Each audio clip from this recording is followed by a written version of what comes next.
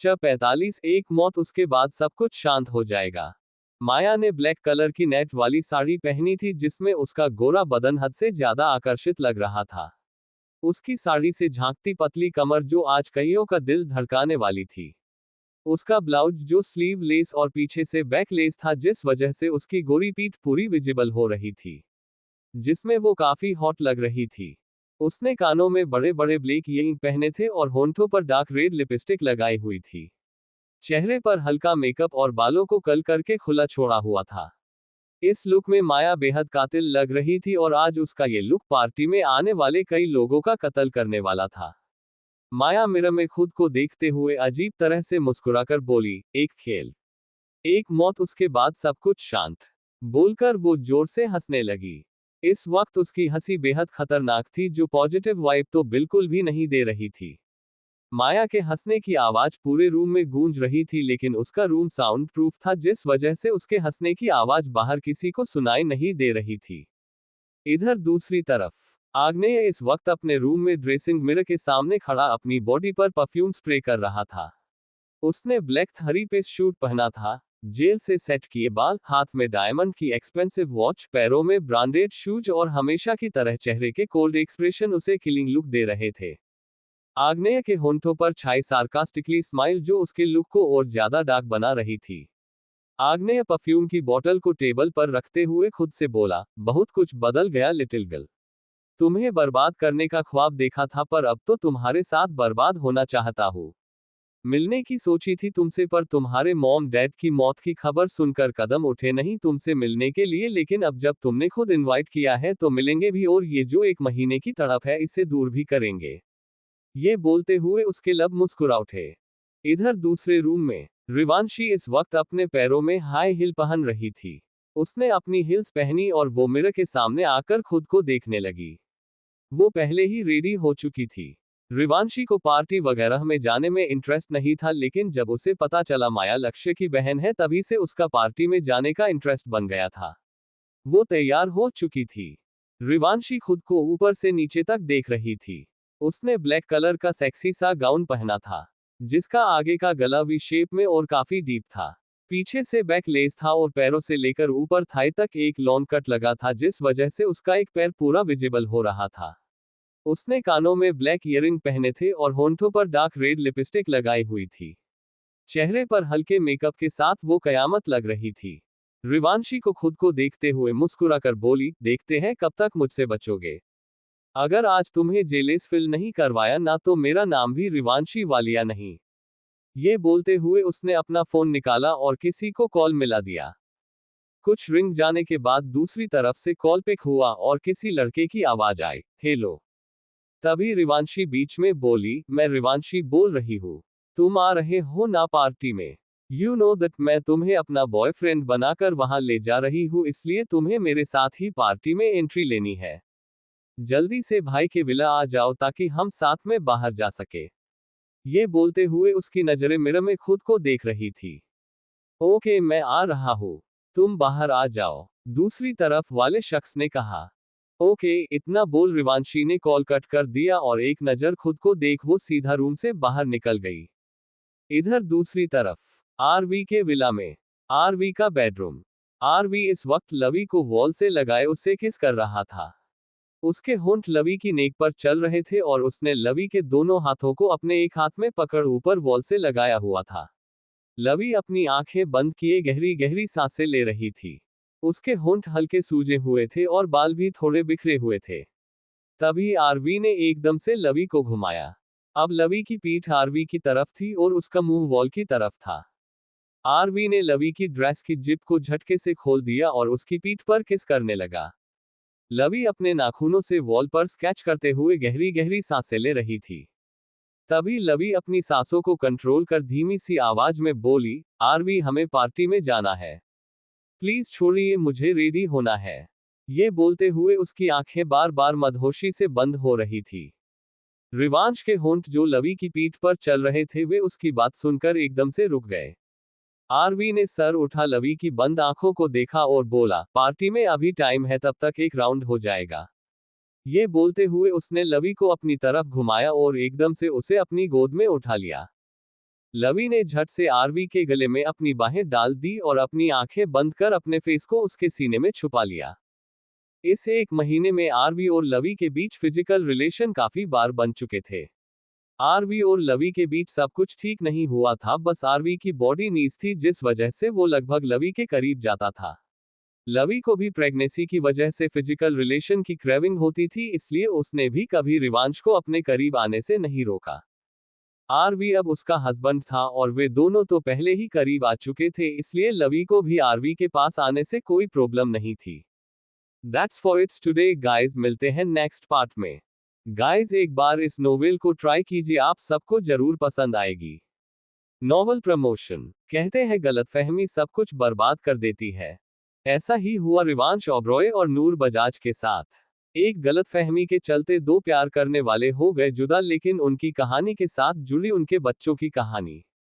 राहत ओबरॉय, जिसे मां शब्द से है बेइंतहा नफरत और उसकी सारी दुनिया उसके डैड और भाई के इर्द घूमती है, लेकिन एक रात ने बदल दी राहत की जिंदगी। दूसरी तरफ रूहान ओबरॉय, जो अपने एटीट्यूड के आगे किसी को कुछ समझता ही नहीं, जिसके लिए लड़कियां सिर्फ एक खिलौना है और इश्क एक खेल। लेकिन उन सब की जिंदगी ने एक मोड़ लिया जब उन सब की जिंदगी में आया रुद्रम निहारिका नाम का शख्स, जिसने पलट कर रख दिया सारा इश्क का खेल। वो खेल जो 19 साल पहले शुरू हुआ था। कौन है रुद्रम निहारिका? राहत की जिंदगी कैसे बदल गई एक रात में? क्या रूहान को होगा कभी प्यार? नूर और रिवांश ओबरॉय कभी वापस मिल पाएंगे या फिर रह जाएगी एक बार फिर ये कहानी अधूरी? किसके हिस्से में आएगा इश्क और कौन तड़पेगा इश्क के जख्म में? जानने के लिए पढ़ते रहिए इश्क के जख्म। इस एक महीने में आरवी और लवी के बीच फिजिकल रिलेशन काफी बार बन चुके थे। आरवी और लवी के बीच सब कुछ ठीक नहीं हुआ था, बस आरवी की बॉडी नीज थी जिस वजह से वो लगभग लवी के करीब जाता था। लवी को भी प्रेगनेंसी की वजह से फिजिकल रिलेशन की क्रेविंग होती थी, इसलिए उसने भी कभी रिवांश को अपने करीब आने से नहीं रोका। आरवी अब उसका हस्बैंड था और वे दोनों तो पहले ही करीब आ चुके थे, इसलिए लवी को भी आरवी के पास आने से कोई प्रॉब्लम नहीं थी। रिवांश ने लवी को बेड पर लेटाया और अपनी शर्ट के बटन ओपन करने लगा। लवी ने नजरें उठा रिवांश को देखा, जो अपनी शर्ट के बटन खोलते हुए उसे ही देख रहा था। रिवांश की नजरों को देख लवी ने तुरंत अपना चेहरा दूसरी तरफ फेर लिया। लवी की इस हरकत पर आरवी के फेस पर डेविल स्माइल आ गई। उसने अपनी शर्ट उतार एक कोने में फेंक दी और फिर वो सीधा लवी के ऊपर आ गया। उसका सारा वेट अपने हाथों पर था। लवी के ऊपर बिल्कुल भी प्रेशर न पड़े, इस बात का उसने पूरा ध्यान रखा हुआ था। रिवांश ने लवी का चेहरा अपनी उंगलियों से पकड़ते हुए अपनी तरफ घुमाया और एकदम से उसके होंठों को कैप्चर कर लिया। लवी ने आरवी के चेहरे की तरफ देखा, जो अपनी आंखें बंद किए उससे किस कर रहा था। अगले ही पल लवी ने भी अपनी आंखें बंद कर ली और वो भी रिवांश का किस में साथ देने लगी। वे दोनों एक दूसरे को पैशनेट किस कर रहे थे। उनकी टंग आपस में उलझी हुई थी। रिवांश ने लवी को किस करते हुए उसकी ड्रेस को उतार बेड से नीचे फेंक दिया। अब लवी सिर्फ अपने इनर्स में आरवी के सामने थी। 10 मिनट किस करने के बाद रिवांश ने लवी को छोड़ा, क्योंकि अब उसे सांस लेने में प्रॉब्लम होने लगी थी। रिवांश के छोड़ते ही लवी गहरी गहरी सांसें लेने लगी, जिससे उसका सीना तेजी से ऊपर नीचे हो रहा था। रिवांश की नजरें सीधा लवी के सीने पर आकर ठहर गई और दूसरे ही पल उसने अपने होंठ वहां रख दिए। उसकी इस हरकत पर लवी की हल्की सी सिसकी निकल गई और उसने कस के अपनी आंखें बंद कर ली। उसकी पकड़ बेडशीट पर कसती जा रही थी। वो अपना सर ऊपर किए गहरी गहरी सांसें ले रही थी। उसके पूरे शरीर का रोम रोम सिहर रहा था। कुछ देर बाद रिवांश ने लवी और अपने बचे कुचे कपड़े भी अपने शरीर से अलग कर दिए। लवी ने हल्की सी आंखें खोल रिवांश को देखा, जो अब उसके पेट पर किस रहा था। लवी के चेहरे पर हल्की सी स्माइल आ गई और उसने वापस अपनी आंखें बंद कर ली। रिवांश लवी के पेट पर किस करते हुए नीचे की तरफ बढ़ने लगा। उसने एक नजर लवी के चेहरे को देखा, जो अपनी आंखें बंद किए अपने लोअर लिप को बाइट कर रही थी। उसके माथे पर पसीने की बूंदें चमक रही थी और वो गहरी गहरी सांसें लेते हुए खुद को कंट्रोल करने की कोशिश कर रही थी। लवी पर खुद का इतना असर होते देख रिवांश के फेस पर डेविल स्माइल आ गई। उसने कुछ पल लवी के चेहरे को देखा और दूसरे ही पल उसके पैरों के बीच झुकने लगा। कुछ पल बाद लवी की हल्की सी आह निकल गई और उसने अपने पैर मोड़ लिए। लगभग 20 मिनट बाद लवी जोर से चिल्लाए और अपनी आंखें बंद कर गहरी गहरी सांसें लेने लगी। उसका पूरा शरीर पसीने से भीगा हुआ था और वो खुद की सांसों को कंट्रोल करने की कोशिश कर रही थी। रिवांश ने सर उठा लवी को देखा और फिर उसके चेहरे के पास आकर उसका गला पकड़ते हुए उसके होंठों को कैप्चर कर लिया। लवी भी उसे किस बैक कर रही थी। उनकी वो किस पेशनेट और काफी डरती थी। कुछ पल बाद लवी की हल्की सी आह निकल गई। उसने आंखें खोल एक नजर नीचे की तरफ देखा और फिर वो वापस रिवांश की आंखों में देखने लगी। उन दोनों के होंठों अभी भी जुड़े हुए थे और वे दोनों एक दूसरे की आंखों में देख रहे थे। कुछ पल बाद पूरे रूम में लवी की सिसकियां गूंज रही थी। उनका ये सिलसिला आधे घंटे तक चलता रहा और उसके बाद रिवांश लवी के ऊपर से उठकर साइड में लेट गया। रिवांश ने लवी की तरफ देखा जिसकी आंखें बंद थी। वो सो चुकी थी। प्रेगनेंसी की वजह से लवी जल्दी थक जाती थी और उसे नींद भी बहुत ज्यादा आती थी। रिवांश ने कुछ पल लवी के चेहरे को देखा और फिर उसने बेड पर से उठकर अपनी पेंट पहनी और लवी को ब्लैंकेट से कवर कर वो वॉशरूम में चला गया। कुछ देर बाद रिवांश वॉशरूम से बाहर आया। उसने अपनी कमर पर व्हाइट टॉवल लपेटा हुआ था और उसके बाल गीले थे, जिनसे पानी टपक रहा था। रिवांश ने बेड की तरफ देखा जहां लवी एक पिलो को हक किए गहरी नींद में सोई हुई थी। ये तो सो चुकी है और अभी नींद में इसे उठाया तो फिर से इसके मूड स्विंग्स झेलने होंगे। रोने लगेगी तो 1 घंटे से पहले चुप नहीं होगी, इससे अच्छा तो इसे यही रहने देता हूँ।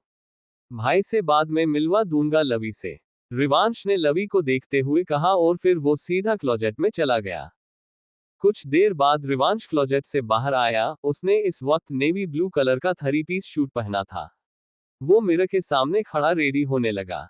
कुछ देर बाद उसने एक नजर बेड पर सो रही लवी को देखा और फिर बेड पर उसके पास आ उसे अपनी एक शर्ट पहना दी। लवी नींद में हल्का सा कसमसा कर वापस सो गई। रिवांश ने लवी को शर्ट पहना, उससे वापस ब्लैंकेट से कवर कर दिया और फिर तुरंत रूम से बाहर निकल गया। इधर दूसरी तरफ खुराना मैंशन। अब तक पार्टी शुरू हो चुकी थी। मेहमान आने लगे थे। अगद, कामिनी आ चुके थे और वे दोनों हॉल में खड़े बातें कर रहे थे। अगद कुछ बिजनेसमैन के साथ खड़ा था और कामिनी शालिनी के पास खड़ी उससे बातें कर रही थी।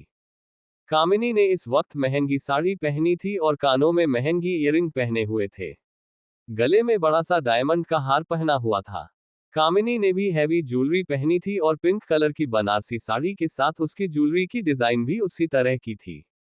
अब तक लगभग सारे मेहमान आ चुके थे। हल्का म्यूजिक बज रहा था। दिया एक साइड अपनी कुछ फ्रेंड्स के साथ खड़ी थी। उसने ब्लैक शॉर्ट 1 पीस ड्रेस पहनी थी जिसमें वो भी काफी हॉट लग रही थी। अगद की नजरें बार बार दिया पर जा रही थी और ऐसा ही दिया के साथ हो रहा था। बेशक वो अपनी फ्रेंड्स के साथ खड़ी थी पर उसका सारा ध्यान अगद को देखने में था। वे दोनों एक दूसरे को देखते हुए कुटिलता से मुस्कुरा रहे थे। लेकिन तभी बाहर सबको बहुत सारी गाड़ियां रुकने की आवाज सुनाई दी, जिसे सुनते ही सबकी नजरें मेन एंट्रेंस की तरफ चली गई। बाहर 10 से 12 कार एक साथ आकर रुकी थी। तभी उनमें आगे और पीछे की कार से बॉडीगार्ड अपने हाथों में गन पकड़े हुए बाहर निकले और 3 बॉडीगार्ड ने जल्दी से आगे आकर 3 कार्स का डोर ओपन किया। तभी उनमें से बीच वाली कार से आग्नेय अपने कोट के बटन बंद करते हुए कार से बाहर आया। उसने ब्लैक शेड्स अपनी आंखों पर चढ़ाए हुए थे। आग्नेय की आगे वाली कार से रिवांश बाहर आया और आग्नेय की पीछे वाली कार से रिवांशी और उसके साथ एक लड़का बाहर आया। वे चारों एक साथ खड़े सामने खुराना मैंशन को देख रहे थे। इस वक्त उन चारों के फेस पर ही अजीब सी स्माइल छाई हुई थी। तभी आग्नेय सामने मैंशन को देखते हुए धीमी सी आवाज में बोला, अगद मेहरा, आज आमने सामने मुलाकात होगी और जो होगा सामने से होगा। तुम्हारी तरह पीठ पीछे वार करने का शौक नहीं है मुझे। इतना बोल वो अजीब तरह से मुस्कुरा दिया। उसकी बात सुनकर रिवांश के फेस पर टेडी स्माइल आ गई।